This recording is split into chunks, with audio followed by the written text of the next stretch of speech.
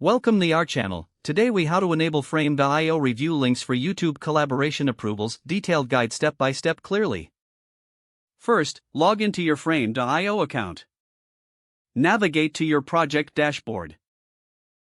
Select the project you wish to collaborate on. Locate the video you want to enable review links for. Click on the video to open the playback window.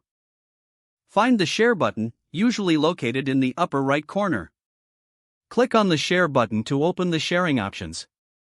Look for review link settings in the sharing options. Toggle the switch to enable review links. Customize the settings as necessary for your team's needs.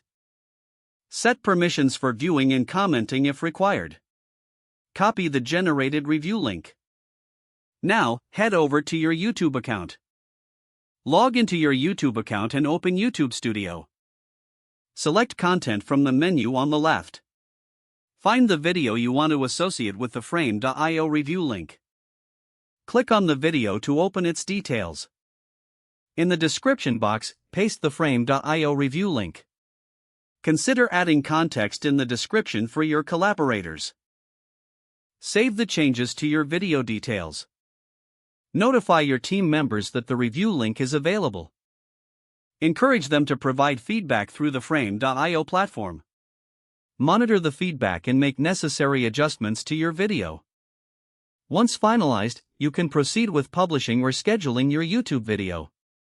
If the page does not load, refresh the browser or try again in a private or incognito window. Make sure you are using the correct email address, then retype it carefully to avoid small typos. If your password is not accepted, use the reset option and create a new strong password you can remember. Check your spam folder for verification or security emails, then complete any requested confirmation steps. Don't forget to like this video and subscribe to our channel for more step-by-step tech guides.